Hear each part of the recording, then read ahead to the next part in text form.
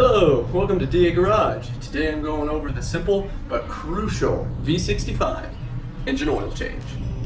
If you have one of these 80s Hondas with the V65 engines, it is absolutely vital that you keep up on regular oil changes.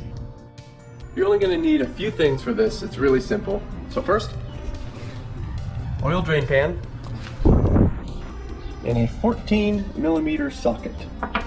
I like to use the Shell Rotella 15W40 or 10W40 is fine. And I personally think that Mobil 1 is a great brand, so I'm using their oil filter. I used to like Fram, but I discovered that their contents, their filtration, is flimsy cardboard, and that's no good, so none of that. And if you want to keep your little handies clean, you can get some of those nitrile gloves. That's it. Pretty simple. Since this is an older machine, be sure when you buy your motor oil to get conventional. It's what this older bike likes, and you won't have clutch slipping issues. If you are having difficulties finding the right oil filter, this one is M1104A, and Honda's part number for it is 15410MJ0405. First, get the bike up on its center stand. And since my bike is completely cold, I'm going to let it run just for a moment to warm it up. That'll make the oil slightly more viscous and easier to drain.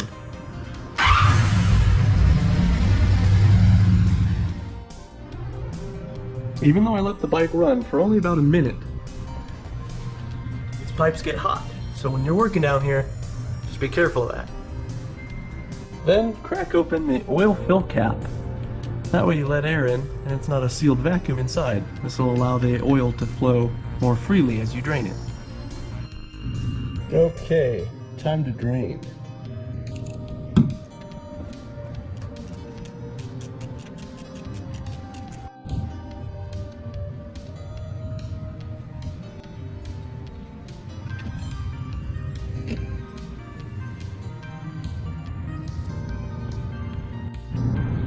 Next, remove the oil filter, which is right there.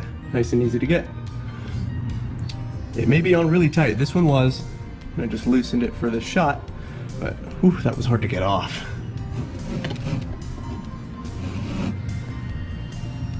And careful with this one, it also can tend to get messy.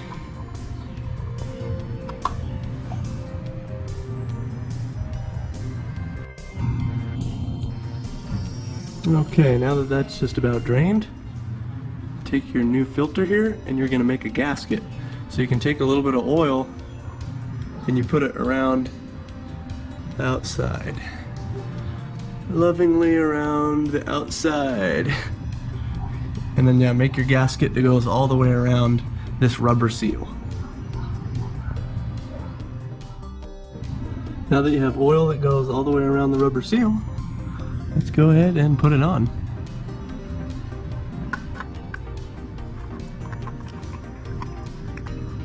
Okay.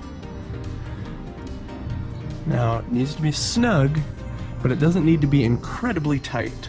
That's because the pressures will also help hold it on. Okay, let's snug up that drain bolt.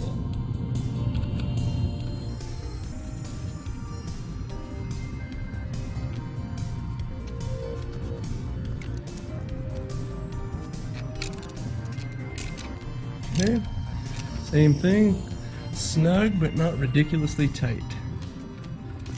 There we go. Now that the oil is empty and everything is back in place, you can also just confirm if you'd like that it is empty. Let's put that nice new oil in. 3.2 quarts to fill, but I'm going to be going slightly over that because of the new filter that we put on. That needs to be filled as well.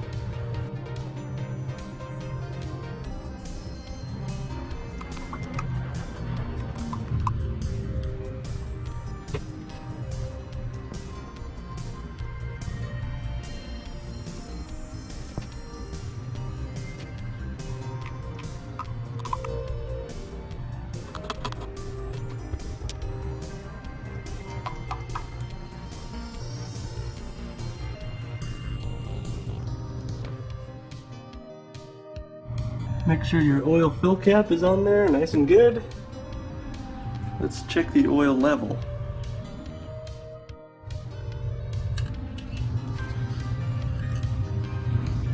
So you wipe it off, so it's completely clean. All the way back in. Not the most efficient, but you want to make sure you don't blow up your engine. That's what you do. Do it the right way. Okay, let's see. Yes, that is full. We are golden. Almost done. Just check. Dipstick, nice and snug. Oil fill cap, nice and snug. Drain plug snug, and new oil filter is snug. Good job, you did it. That was easy.